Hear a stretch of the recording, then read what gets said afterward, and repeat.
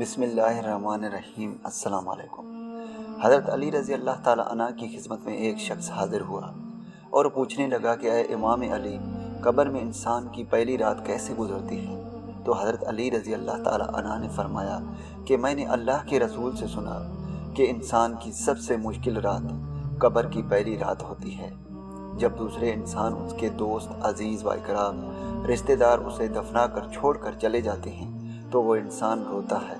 ہر ایک دوست اس کے پاس آتا ہے اور اسے روکنے کی کوشش کرتا ہے کہ مجھے چھوڑ کر نہ جاؤ، لیکن افسوس اس کی آواز کوئی نہیں سنتا۔ حضرت ابو سعید رضی اللہ تعالیٰ عنہ سے روایات ہے کہ حضور اکرم نے فرمایا کہ لوگوں اپنی موت کو یاد کیا کرو۔ قبر ہر دن اپنے مردے سے اعلان کرتی ہے کہ میں غربت اور تنہائی کا گھر ہوں، کیڑے مکوڑوں کا گھر ہوں، مٹی کا ڈھیر ہوں۔ جب مومن کو دفن کیا جاتا ہے تو قبر اسے مرحبا کہہ کر خوشخبری دیتی ہے کہ میری پشت پر چلنے والوں میں سے تو بڑا محبوب تھا، آج میں تیری ہو گئی اور تو میرے پاس آ گیا، آج میرا احسان دیکھ۔ یہ کہہ کر قبر کشادہ ہو جاتی ہے اور جنت کا دروازہ کھول دیا جاتا ہے، جہاں سے اس کو تازہ ہوا آتی ہے۔ حضرت ابو ہریرہ رضی اللہ تعالیٰ عنہ کا بیان ہے کہ حضور اکرم ایک جنازے میں شریک تھے اور میں بھی آپ کے ہمراہ تھا۔ آپ ایک قبر پر بیٹھ گئے اور فرمایا کہ یہ قبر ہر روز بآواز بلند کہتی ہے کہ آدم کی اولاد، تو مجھے بھول گیا؟ کیا تجھے یہ معلوم نہیں کہ میں تنہائی کا گھر ہوں، غربت کا گھر، وحشت کا گھر اور کیڑے مکوڑوں کا گھر ہوں؟ مگر اللہ جس کے لیے کشادگی کا حکم فرمائے گا اس کے لیے کشادہ ہو جاؤں گی۔ اس کے بعد آپ نے فرمایا، اے قبر، تو جنت کا چمن ہے یا تو پھر آگ کا تندور ہے؟ حضور نے فرمایا کہ مردہ جب قبر میں رکھا جاتا ہے تو قبر اسے کہتی ہے کہ اے ابن آدم، تو ہلاک ہو، تجھے کس چیز نے مجھ سے دور رکھا؟ کیا تجھے معلوم نہ تھا کہ میں کیڑے مکوڑوں کا گھر ہوں؟ تجھے کس چیز نے مجھ سے بہکا کر نڈر کر دیا؟ تو میری پشت پر بہت اکڑ کر چلتا تھا۔ اگر وہ نیک ہوگا تو جواب دینے والے اسے جواب دیں گے کہ اے قبر، تو دیکھ تو صحیح اس کے اعمال کیسے ہیں۔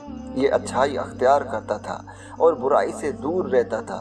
یہ سن کر قبر کہتی ہے، بے شک یہ نیک تھا، اب میں اس کے لیے سرسبز ہو جاتی ہوں۔ مردے کا جسم اس وقت منور ہو جاتا ہے اور اس کی روح اللہ تعالیٰ کی طرف بھیج دی جاتی ہے۔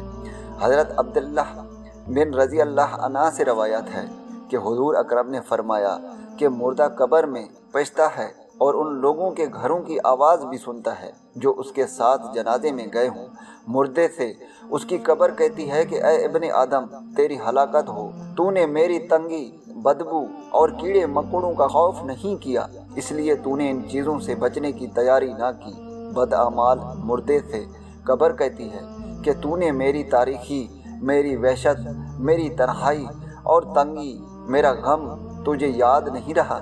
اس کے بعد قبر اس کو جھگڑ لیتی ہے اور فرشتے اس کو ہتھوڑوں سے اسے مارتے ہیں، اس کی پسلیاں ادھر کی ادھر ہو جاتی ہیں۔ پھر دوزخ کی کھڑکی اس پر کھول دی جاتی ہے اور وہ مردہ حشر تک اس عذاب میں مبتلا رہتا ہے۔ مرنے کے بعد ہر مردے کو صبح اور شام اس کا ٹھکانہ دکھایا جاتا ہے۔ فرشتے جنتی کو جنت دکھا کر خوشخبری دیتے ہیں اور دوزخی کو دوزخ دکھا کر اس کی حسرت اڑاتے ہیں۔ اللہ تعالیٰ سے دعا ہے کہ ہم سب کو مرنے سے پہلے مرنے کی تیاری کرنے کی توفیق عطا فرمائے، آمین۔